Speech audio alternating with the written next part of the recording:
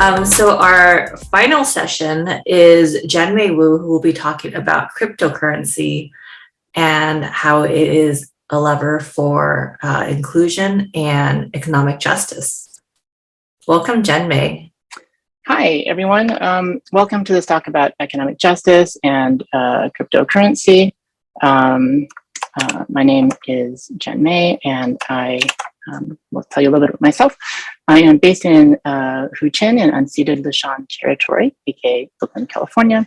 I'm an activist, an engineer, an artist, and I had founded one of the founders of LOL Makerspace in Oakland. Also Power and Resilience through experiential education, or Party for Justice. And I have a bunch of experience working both in nonprofit tech and also in for-profit techs as well. And I have a particular interest in digital privacy and security. And part of that is what brought me into this space. So this is just an overview of what I'll be going over today. We'll be talking about an opportunity to address inequity in financial systems and going over some examples of projects that are making a difference in this space, and how small teams can have really big impacts, and that there's a role for everyone. So including you, if you want to come and join this stuff, right? Talk about the importance of self-determination and also some collaborations that I'm doing with Black Voices in Gaming and Sista Sci-Fi, as well as the future, which is the decentralized web, or Web3, as you may have heard, and also about how to get started in the space. So this slide here is showing the market cap of cryptocurrencies altogether. And as you can see, like just in the last 2 years, we've had more than $1 trillion flood into the space. $1 trillion, I mean, that's a trillion with a T. That's a lot of money. And actually, at some point last year, actually, it was $2 trillion. And I'm guessing it will get there again in the future. And so the question is, like, so all this wealth is being created, but who's benefiting?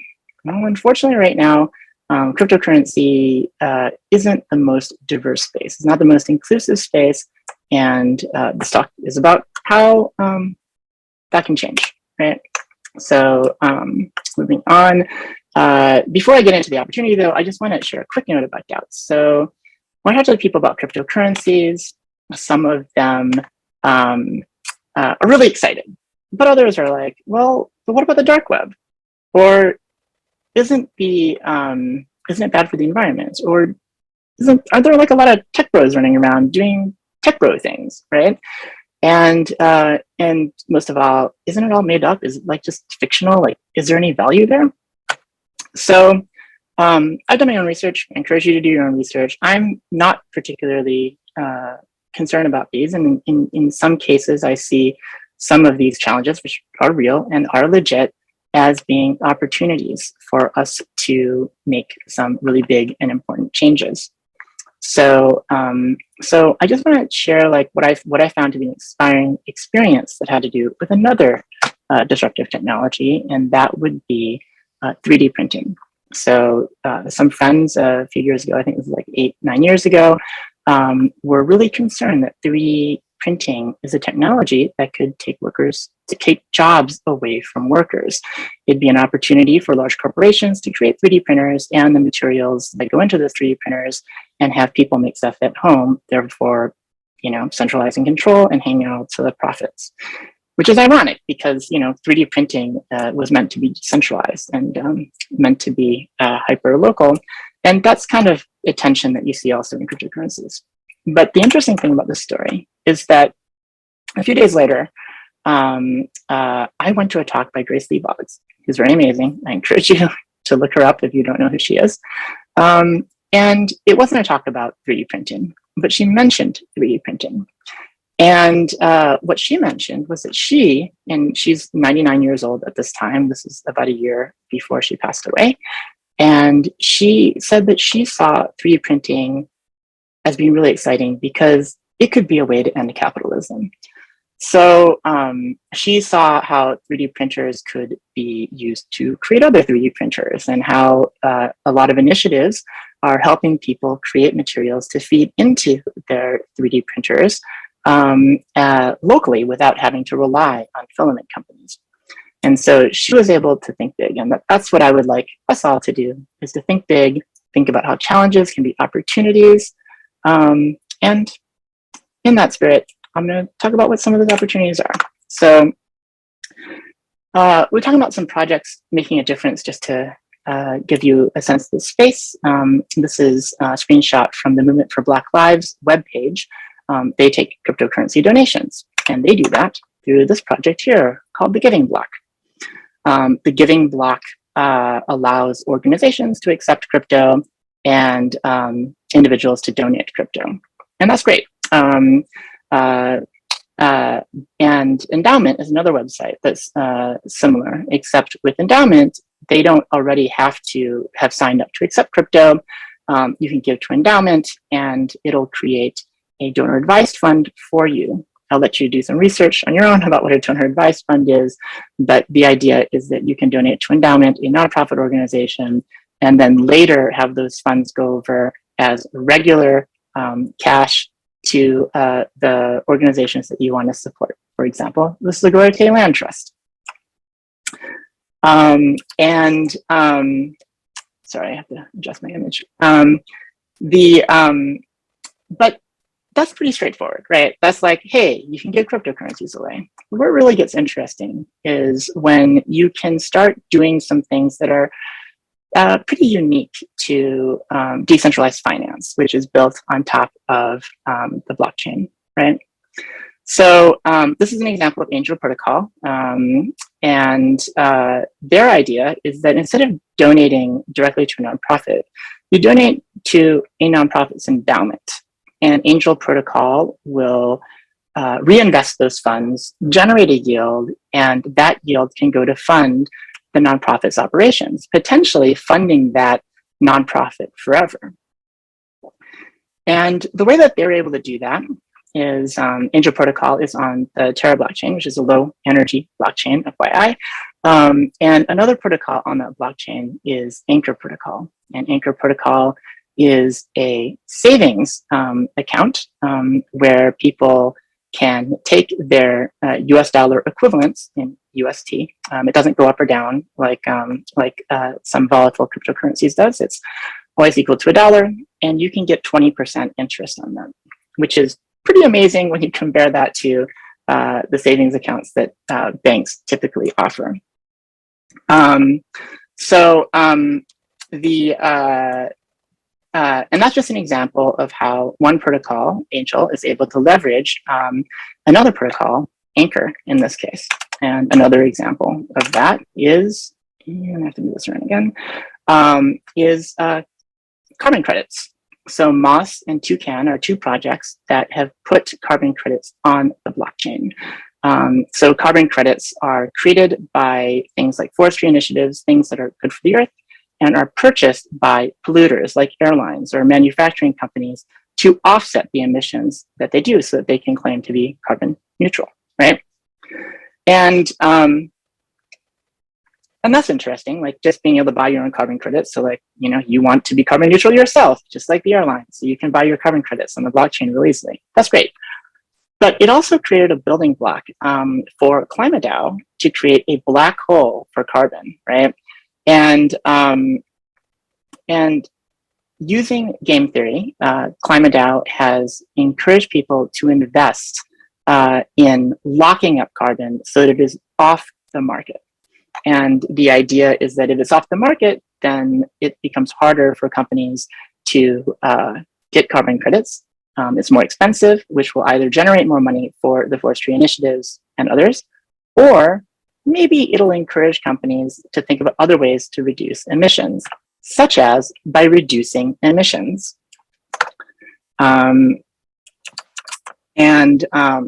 also just want to mention that some of these projects that I mentioned are maintained by small teams, and there's many projects, in fact, that are maintained by small teams. So I'm used to, as many of you might also be used to, being in the tech space, in the especially here in the Bay Area. There's a lot of venture funding, and a lot of startups are actually pretty big and require a lot of funding in order to make their work possible.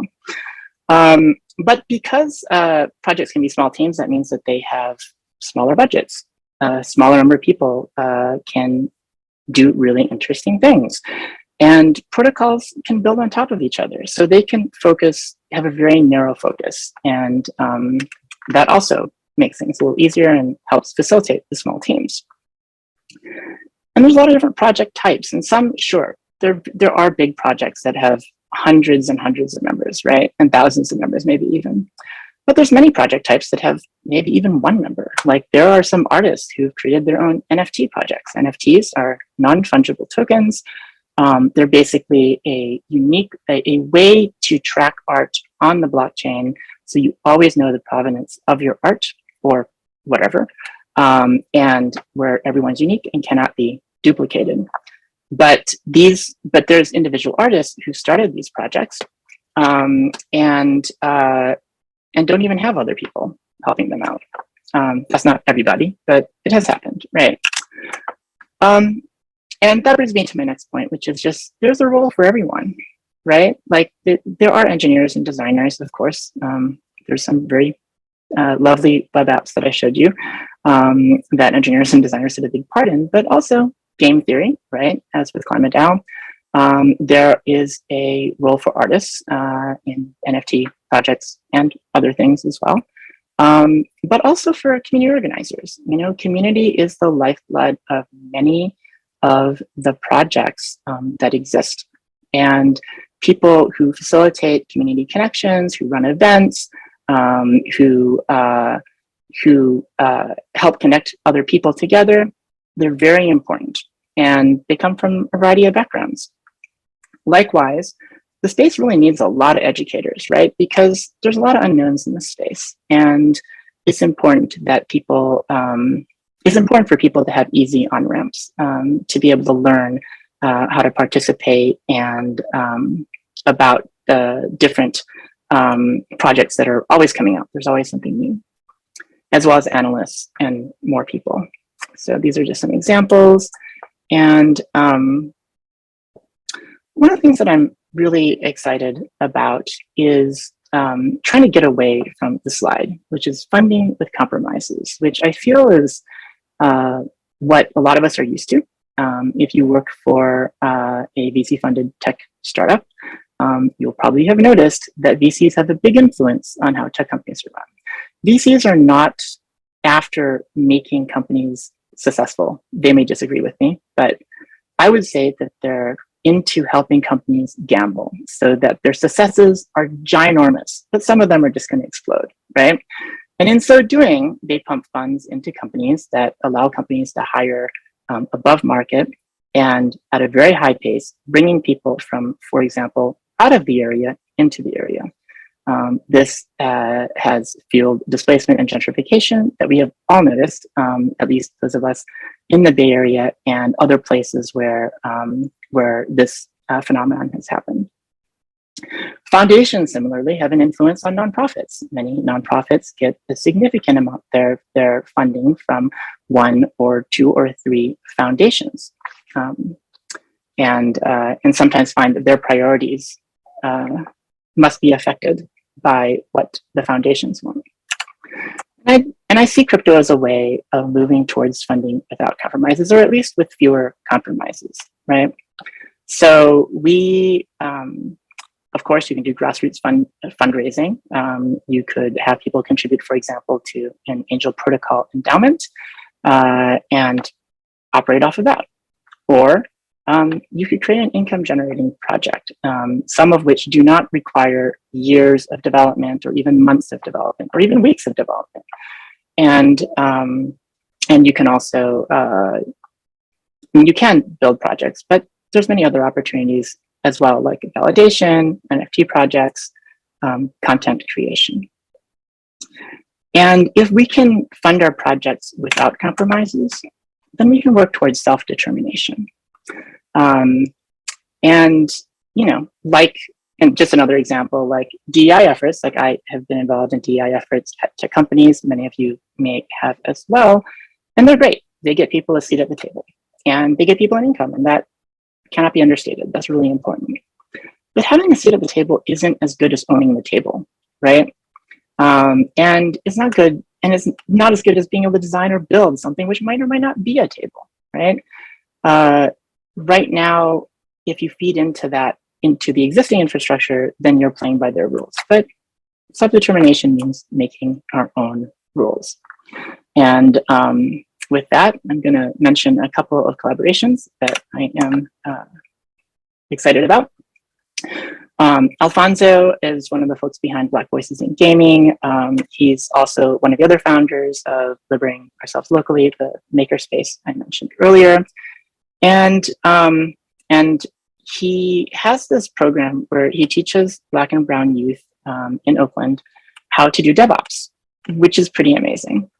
And we are going to be looking at building on that curriculum and combining like some crypto activities with that as well to create a program where that generates income, for example, by validating blocks on the blockchain. And the idea is that when students come in, I mean, we'll obviously have to do some investment up front and create some of that infrastructure, but when they come in, they can learn while also potentially getting paid to learn, right? The idea is that, I mean, like coding schools, I mean, great, but also not everyone can afford $20,000 or whatever in tuition and to take months off work. But if you can get paid to learn, that really changes the game. And the work that they would be doing would be something that they can do on their own as well. And so they don't have to join a VC-funded startup in order to succeed. They could just keep doing this stuff. Self-determination. So the second collaboration is with Isis of Sister Sci-Fi. She sent me a little video that I'm going to play for you so you can learn about her. Hi, I'm Isis Asari, and I just wanted to take a second to introduce you to Sister Sci-Fi, your new favorite book boutique. We focus on science fiction written by Black women. In addition to selling books, we also host a lot of online and in-person events, book clubs, watch parties, you name it. It's a Black queer-owned company. It's owned by myself. And what we're doing is we're starting an NFT project, which is an opportunity for us to diversify the NFT space, to tell our stories, to fund our initiatives, and increase representation and create opportunities for artists who are not currently in this space. NFTs are, like other parts of crypto, not extremely diverse. And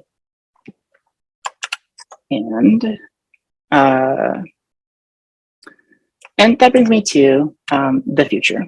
So right now there's a lot of stuff, a lot of promises in crypto that are not quite realized yet, like the decentralized web or Web3.